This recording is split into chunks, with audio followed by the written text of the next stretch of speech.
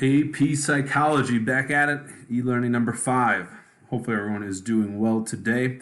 Yeah, we're back at it. And again, it's this weird time of our lives right now, but I'm excited to keep moving through things, and I've seen that many people have clicked and watched the previous 4 e-learning modules.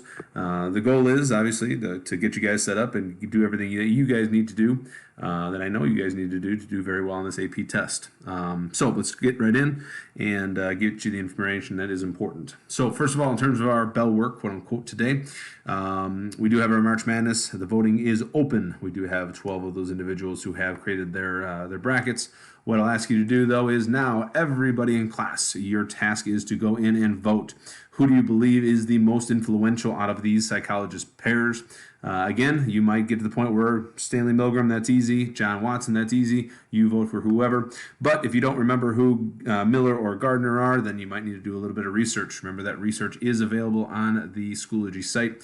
There is that packet of all of the influential psychologists. You should make sure you're reviewing that. That will help you for sure. So, a couple of other things. Obviously, the Quarantine Spirit Week is continuing. Today was our Roar Day. Hopefully, you're posting and having some fun with that.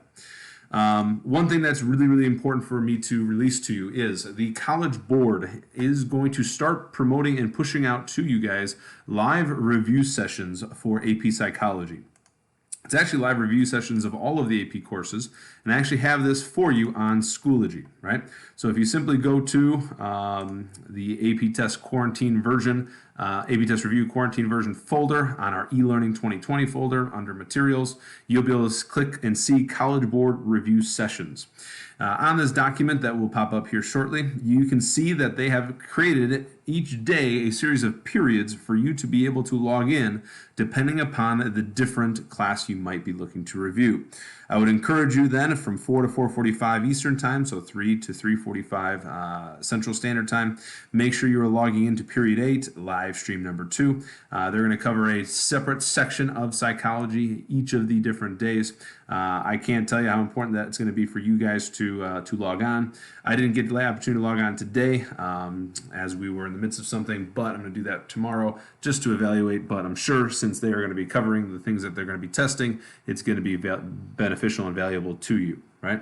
Obviously, we're still going through material here within these e-learning modules as well. So if they are covering something that is personality related, we have not covered that yet, but we will, of course. So I wanted to make sure I put that in front of you. That's straightforward. AP Classroom as well. Slightly disappointed, but I know you guys are kind of busy. Not all that busy, but kind of busy. But slightly disappointed that I did not have more people take part in the AP Classroom review for the Psychodynamic Theory of Personality. Shout out to, we did have Reza, we had, I believe, Emily, and then I believe Madison. Well done to you guys who did take that assessment that is available to all of you. Again, 9 quick questions out of everything we've covered. If you're waiting to do something like that, do it now, because if you have questions, I want to be able to answer them for you. So let's go, get that taken care of. Other things then, I'm going to tell you that I am hopefully going to, especially when we start AP review, I'm going to start looking to utilize Zoom as a video conferencing opportunity and also screen sharing opportunity for you guys. So I would encourage you to, at this point, if you haven't already, I know a lot of people are downloading Zoom to be able to work with and talk with family members and do other things. I've had plenty of opportunities to use Zoom to talk with some of my players, as well as just simply friends that we're trying to get in contact with. So it's a good, unique app. It's free. So if I were you, download Zoom now and start getting an understanding of what Zoom is all about. So please do so. Today, though, we get to move away from psychodynamic weirdness into trait theory of personality, which is much more stable and much more logical, especially for many of you who are just simply that. So that's going to be the goal today. Honestly, I'm going to take you through all of the different theories and all of the different theorists. It's not all that difficult. We just need to make sure, since you can see all these different theorists we're going to talk about, we need to keep them in order. All right. I do have a bunch of materials up on Schoology for you. Hopefully you're not getting too confused with all the different locations of all this stuff. But on Schoology under e-learning, I do have for you a couple of things with e-learning number 5. I'd encourage you to take part in some of these. You can see already I have the Eysenck personality test. That is one personality test from the work of Hans Eysenck, so you can get an idea of your personality traits from that. And I also have the ocean test for you to be able to take. The Eysenck personality test is real quick. The ocean test is going to take you a little bit of time, but it will give you a little bit more of a detailed personality outlook. So, should be a little bit of fun for tracking your own traits. So, let's get into it. Trait theory to personality. Trait theory for personality, I should say. All right, so what we need to understand is trait theory is so unbelievably different than psychodynamic theory, right? Psychodynamic theory, overall, it states that your personality is going to come from unconscious conflicts that go on within the id, or at the very least, your unconscious. That's what creates your personality. This says, no. Traits, your personality traits are simply that, traits. Just like I have the personal trait of having black hair, for a while at least, that is a trait that I have genetically. This specifically looks at personality in much the same vein, that we have these personality traits that are ingrained in us by genetics, a little bit of environment as well, but they're just there. That's what we are. So trait theory is going to be based, for all these theories we're going to talk about today, trait theory is based on the idea that traits are relatively stable and somewhat predictable over time. So your traits aren't going to necessarily change over time. You're for the most part pretty similar as you go through your life. So if you're a person who's very outgoing, it's gonna kind of be you as you move forward, just what you are. If you're a person who's introverted, if you are anxious and neurotic, it's gonna kind of be you, right? Number two assumption that we need to make sure we understand is that traits are pretty stable across situations, right?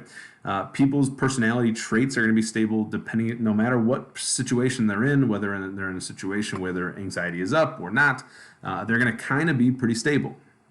And then number three, what this and what is very unique about trait theory and personality is that it states that people are going to be different and very unique, because we all are going to have different levels of any kind of one trait.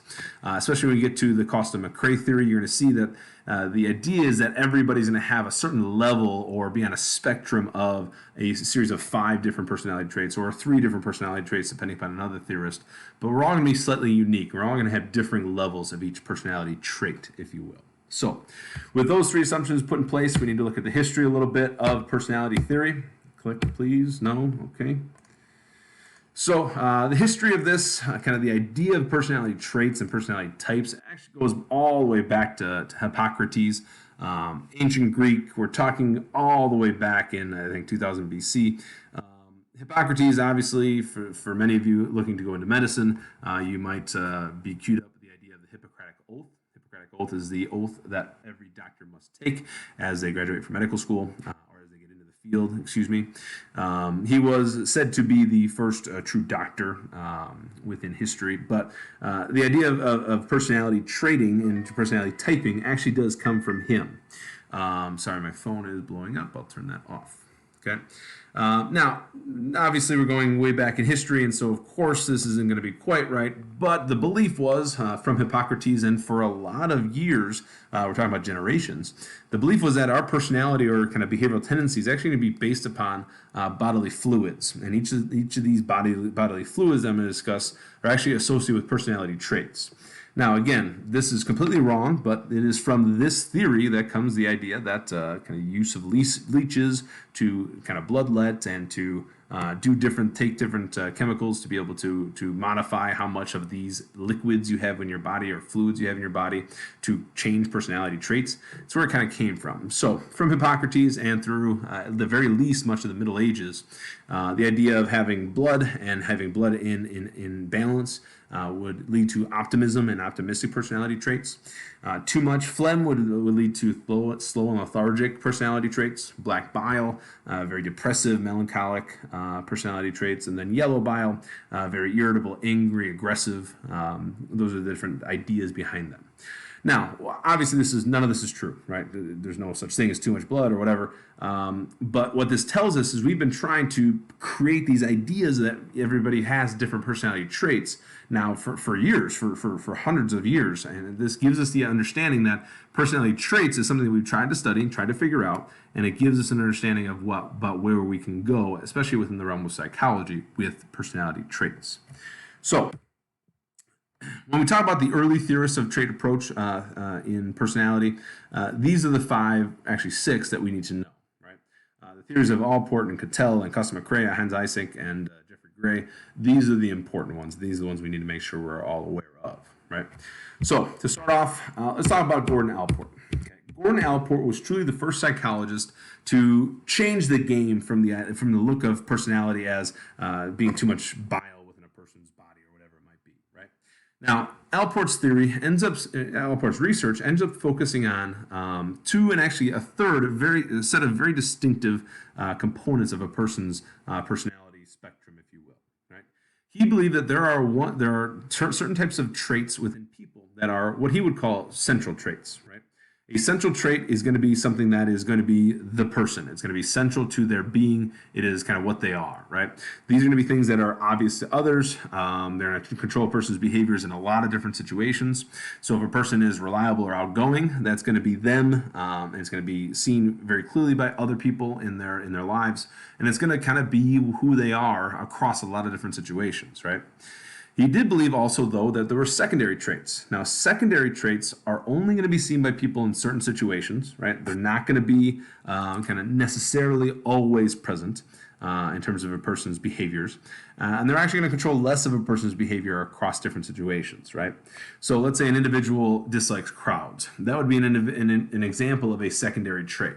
You're only going to see that personality trait or that component of behavioral change when a person's around crowds. That's just simply what it is. Now, Gordon Allport's further research ended up creating, we're going to try this out, this could be really ugly, and I apologize if it is, but he actually created another category called cardinal traits. Oh yeah, this is awesomely terrible. Hopefully you can just hear the fact that I'm saying cardinal traits. Should I just write on my screen? Maybe.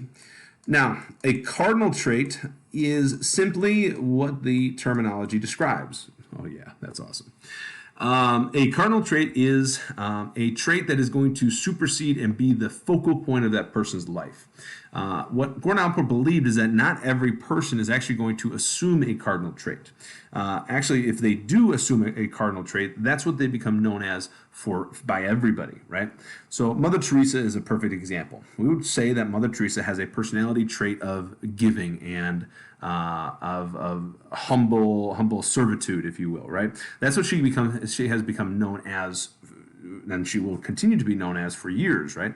That is her cardinal trait, right? We can talk about Nelson Mandela as having a cardinal trait, Martin Luther King Jr., Dr. Martin Luther King Jr. having another cardinal trait. Cardinal traits are what an individual comes to be known as in terms of their personality, right? Not everyone's going to have one of these. Everyone, according to Gordon Allport, will have central traits. Everyone will have secondary traits. Not everyone will have a cardinal trait. It's important for us to realize, okay? So, with Gordon Allport's theory, we do have a contemporary of his, actually a student of his, by the name of Raymond Cattell.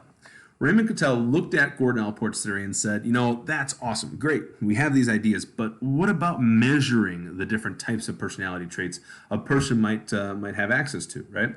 And actually, so that's where he ends up saying, hey, I think I can measure how much outgoing, in terms of a trait, a person might be, how much neuroticism a person might have, how much kind of introversion a person might have, right? And so what he did is he created something called the 16PF, right? The 16PF is simply the assessment you need to know for Raymond Cattell, right? It used something called factor analysis to try and figure out what personality factors or traits are related to each other. And he used kind of people's self-rating to be able to figure out what traits that they have. Not every one of these tests will use self-rating. That is something that is fairly unique to a couple of these trait theory personality factors and personality tests, right? But honestly, what you need to learn about and understand about Cattell is that he created a way to be able to measure personality traits, and he called that the 16PF. Sorry, I'm getting a little excited with this pen. It makes things a little bit easier. But Okay, so 16 PF, Raymond Cattell. Next, then, is one of the seminal research theories, and that is the theory that comes to us from Costa and McCrae. Costa and McCrae end up creating what they called the Big Five model of personality, right? Now, I'll tell you that I end up calling this something different. You'll see what that I call it differently here in a second as I go through these. Costa and McCrae looked at Raymond Cattell's theory and said, that's great. Measuring personality traits is awesome. But 16 factors is a lot. It's a lot to try and figure out how a person